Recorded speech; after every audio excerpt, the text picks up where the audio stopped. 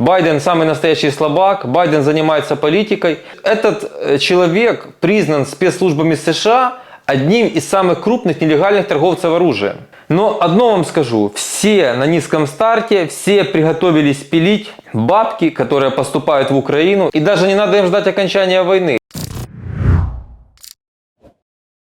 Здравствуйте! Сегодня я хочу рассказать вам о скандале, который произошел в США и который однозначно повлияет на весь мир, но об этом не сказала ни одно украинское СМИ, все промолчали и сделали вид, что ничего не происходит. Илон Маск опубликовал данные о том, что вытворяли предыдущие собственники этой соцсети и связь с президентом США Байденом.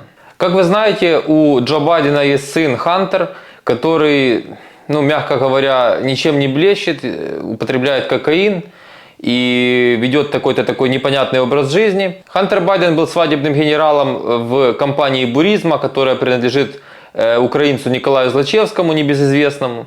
Скандальная компания, как вы понимаете, замазана, и весь бизнес происходит через кабинеты, а в Украине по-другому не бывает. Но суть не в этом. Значит, опубликованы были в Твиттере сейчас данные, только, пожалуйста, вслушайтесь, вдумайтесь, что происходит в мире и как это отразится на Украине и вообще на всей планете. Значит, в этих файлах говорится, что под давлением членов Демократической партии США внутри соцсети Twitter была самая настоящая цензура, и эта цензура касалась не только непосредственно постов, то бишь твитов, а и переписки пользователей между собой.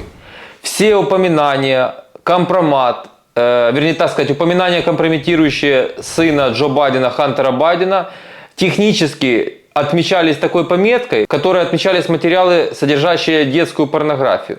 То есть вы можете себе представить, то есть эти материалы никто не должен был видеть, и система их моментально сносила, чтобы не было никакого шанса на распространение. О каких материалах речь? Значит, Хантер Байден отнес свой лэптоп, то есть ноутбук, в ремонт. Там была дата назначена, когда ему этот ноутбук отремонтировали и нужно было его забрать. Он то ли забыл, то ли вы поняли, он же с зависимостью. Короче говоря, не забрал его вовремя, и этот ноутбук там остался в этой мастерской. На этом ноутбуке были разного рода документы и компрометирующие фотографии. Мастер по ноутбукам этот, куда они отнесли его, недолго думая, я так понимаю, вскрыл и поинтересовался, что же там происходит. И увидел все то, что там было. После этого он передал данные или сам ноутбук ФБР и членам республиканской партии, то бишь соратникам Трампа. Да, не могу, конечно, между этим всем не отметить, что Джо Байден является, конечно, хорошим отцом. Несмотря на такой образ жизни и такие ошибки, которые, по сути, могут стоить Джо Байдену карьеры и репутации вот-вот, все равно не отрекается от сына, всячески его поддерживает, делает вид, что ничего не происходит. Там они его лечили, насколько я знаю, что не только они делали, и, в принципе, по бизнесу, по карьерной лестнице Джо Байден продолжает его продвигать. Правда, карьера это так себе. Такая больше в стиле постсоветских стран. Мутеж, коррупция, всякое дерьмо. Но факт остается фактом. Вот представьте, я вам сейчас это рассказал и убежден, что 99% из тех, кто посмотрит это видео, вообще впервые об этом всем слышат. Может быть, молодые, самые продвинутые, кто сидят в Твиттере, те, возможно, в теме. Но представьте, какой ужас. Кстати, я хочу вам сказать, у кого есть аккаунты в Твиттере, подписывайтесь на меня. Я завел свой аккаунт в Твиттере, буду вести его преимущественно на английском языке и буду распространять правду про Украину, про то, что у нас здесь творится, для того, чтобы весь мир, публикуя Зеленского на обложку Time и делая из него героя Человека года, знал, что на самом деле это не так, и народ Украины, вот кто герой. Ссылку на свой Твиттер я оставлю в комментарии, пожалуйста, и в описании к видео, пожалуйста, переходите и подписывайтесь, я вам буду очень благодарен. И самое интересное, до сих пор продолжаются мне комментарии: Трамп за Россию и ты за Россию. А вот Трамп не хочет давать оружие Украине. Где люди такое слышат, я не знаю. Люди читают твиты младшего Трампа, больше их уже ничего не интересует, они вообще путают, ничего не понимают. И в этих догмах так и живут. И, конечно же, украинские так называемые СМИ продолжают это все подогревать, перекручивая информацию.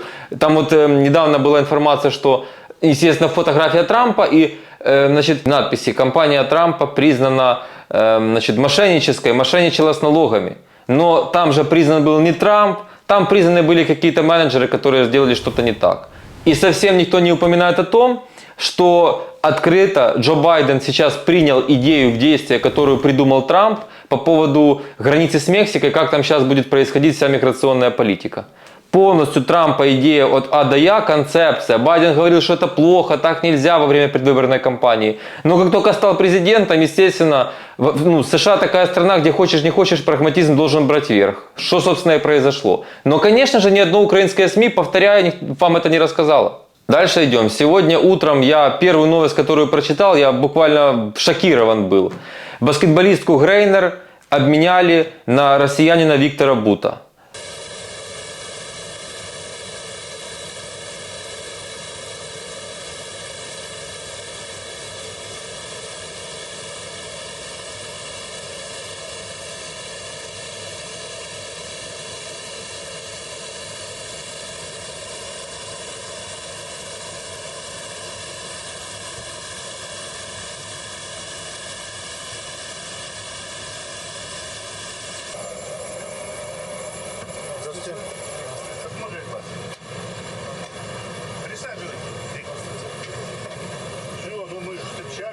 Я был в шоке. Я расскажу вам, кто такой этот Виктор Бут, потому что, опять-таки, наверняка мало кто из вас знает. Почитайте после этого видео подробнее.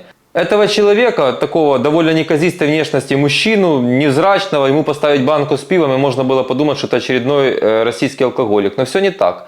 Значит, этот человек признан спецслужбами США одним из самых крупных нелегальных торговцев оружием. Объемы колоссальные, бабки колоссальные. За что, собственно, он был осужден? Там была история, он экстрадирован был с Таиланда в США, они пытались там с партнером американцем купить 2 самолета. Он вообще осужден был и экстрадирован в США за связь с какой-то колумбийской там группировкой военной, которая в США признана террористической. И вот за это его и посадили, и он сидел здесь долго в США. И это однозначно важный человек для Путина лично, тем более во время войны. Человек связан с оружием по всему миру, синдикат. Вы вдумайтесь, пожалуйста, в то, что я говорю. И что делает Байден? Он меняет ее на темнокожую баскетболистку, которая поехала играть в российский клуб. Ее поймали с марихуаной в аэропорту. Естественно, это нарушение закона, это наркотики. Ее поймали, она села в тюрьму. Понятное дело, там был политический подтекст, но она сознательно пошла на нарушение закона. Многие из вас сейчас, а почему же он так сделал? А я отвечаю вам, почему он так сделал. Потому что Грейнер чернокожая лесбиянка. Соответственно, Байден начинает заигрывать. Вы поняли, да? С каким электоратом, хочет всем понравиться, в частности, чернокожему населению и ЛГБТ-сообществу. Вот для чего это все было сделано. А то, что он отдал, топ преступника и, что сказать, один из самых влиятельных торговцев оружием нелегальных в мире, россиянин. Обмен, мягко говоря, неравноценный. Что происходит, я вам объяснил. Байден самый настоящий слабак, Байден занимается политикой. И вы знаете, вот про Твиттер я вам рассказал это все. Там про подтасовки на выборах шла речь, когда Байден с Трампом сражались на последних выборах. Я четко понимаю, демократы и Байден, его окружение в частности, Обамы даже так не было, они привнесли в американскую политику огромное количество элементов политических, которые более присущи постсоветским странам. То есть это грязь, это не политтехнологии, где нужно включать голову. Это самая настоящая фальсификат и мерзость. Они все это хотят привнести в единственную, самую настоящую демократическую страну, великую страну Соединенные Штаты Америки. Я считаю, настоящие американцы, патриоты, не должны это простить Байдену. На следующих выборах должен победить представитель республиканской партии. И, на мой взгляд, это должен быть Дональд Трамп. Вот такие вот пироги. Подумайте, пожалуйста, обо всем, что я вам рассказал, и как это будет влиять и на войну, и на весь мир. Ты меняешь просто баскетболистку, как просто, чернокожую представительницу ЛГБТ, я уже сказал, на такого влиятельного чудака на оружейном рынке. Во время такой войны, во время всего того, что происходит. Этот человек обладает колоссальными связями по всей планете Земля. России сейчас нужно оружие. Кто его будет добывать? Конечно же, Виктор Бут, который имеет связи и в арабском мире, и в латиноамериканском мире, со всем преступным синдикатом по всему миру. В то время, когда сейчас уже Россия не знает, у кого это купить оружие, бегает то в Иран, то в Китай, то уже Ким Чен Ыну в Северную Корею. И ты выпускаешь такого человека в такие времена? Так скажите, пожалуйста, уважаемые зрители, кто на самом деле за Украину, республиканцы или демократы? Поэтому обращаюсь к тем, кто не в теме или кто не очень любит напрягаться и думать. Вы когда пишете, что Трамп за Россию, что Трамп против поставок Украине, вы, пожалуйста, думайте и примите к сведению все те факты, которые я вам сказал. Напишите, пожалуйста, ваше мнение в комментариях, подпишитесь на канал, поставьте колокольчик. Это все, что я рассказываю, поверьте мне, очень важно. И никогда ничего подобного вам не расскажут украинские так называемые журналисты, не так называемые СМИ. Телемарафон я вообще молчу. Они будут вам программировать в голову то, что им нужно, то, что нужно их хозяевам. А их хозяевам нужно только одно. Бюджет Украины, ваши налоги, помощь западных партнерам, пилить, пилить, пилить. Я сейчас вот смотрю, я же общаюсь все равно с бизнесменами из Украины, хотя я нахожусь сейчас в США, вы знаете, вынужденно. Рассказывают, что крупные бизнесмены пошли на открытый, многие, на открытый сговор с властью. Они уже участвуют в программах по строительству жилья, застройщики крупные, которые себя позиционировали великими рыночниками. Те там в других темах находятся, те в финансовой сфере в темах. Но одно вам скажу, все на низком старте, все приготовились пилить бабки, которые поступают в Украину. И даже не надо им ждать окончания войны. С 1 января Америка и другие западные партнеры, в основном Америка, будут давать колоссальные бабки в бюджет Украины.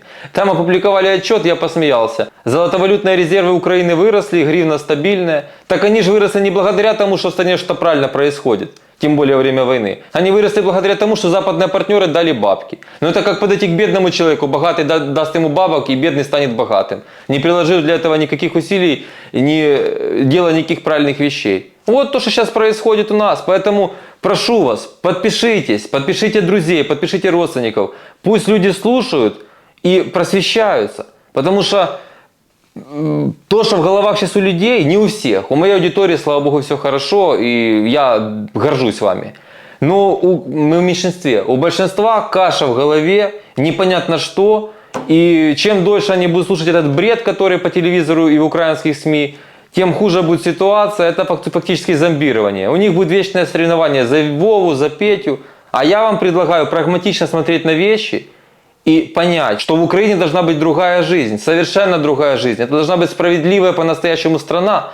И страна, в которую должны вернуться все украинцы. И жить достойно, а не так, как было при всех этих великих правителях, за которые многие сейчас глотки рвут, находясь без света, в голоде и в холоде. Пока.